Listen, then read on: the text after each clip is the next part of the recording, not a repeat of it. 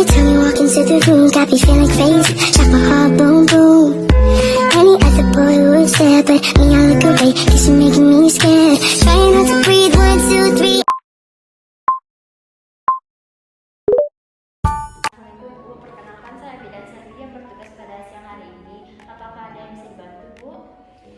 Ibu, saya mau memasang KB, tapi saya bingung KB mana yang bagus dan cocok untuk saya, Ibu. Nah, baik Bu. Di sini ada 3 jenis KB, yaitu yang pertama KB hormonal, sama sederhana ya Bu.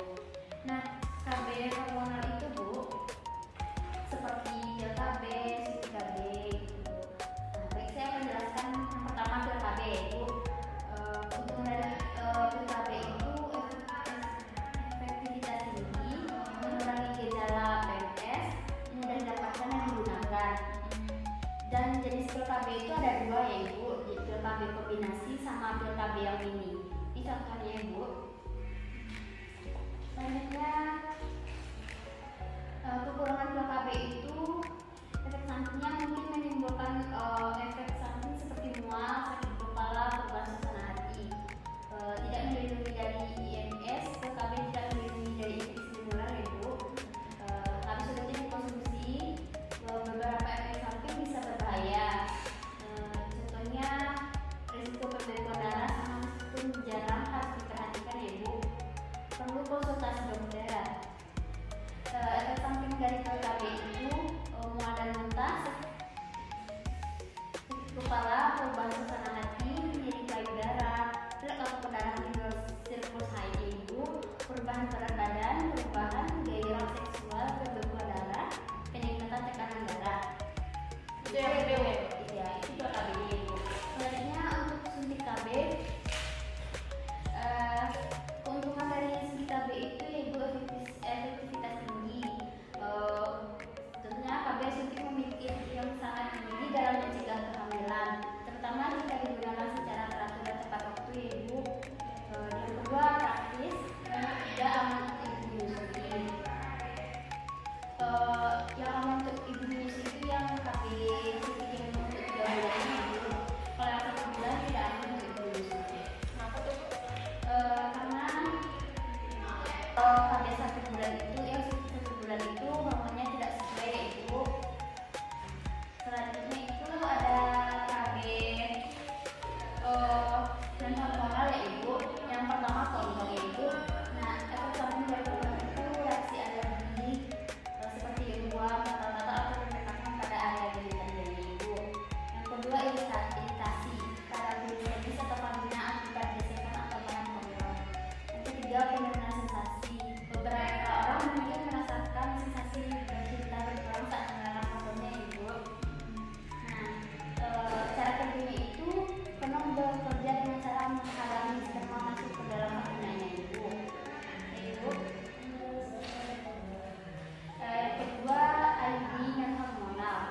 Nah, keuntungan dari IUD itu efektivitas dalam mencegah kehamilan Ibu, tidak mengandung hormon, bertahan lama, tidak mempengaruhi kesuburan, dapat digunakan sebagai kontrasepsi yang kehamilan Ibu. Terus kekurangannya itu perubahan sirkulasi menstruasi Ibu, nyeri atau kram, pendarahan atau flek, risiko infeksi, tidak melindungi dari penyakit menular ya Ibu. Perlu pemeriksaan medis tentunya. Atau risiko penggeseran atau penularan ya Ibu. Nah, efek sampingnya itu nyeri.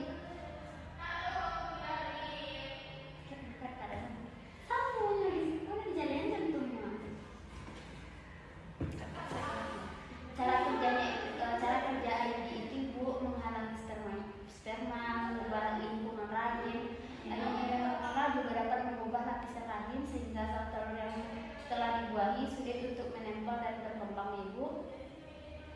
Selanjutnya itu ada KB sederhana atau tanpa alat Ibu.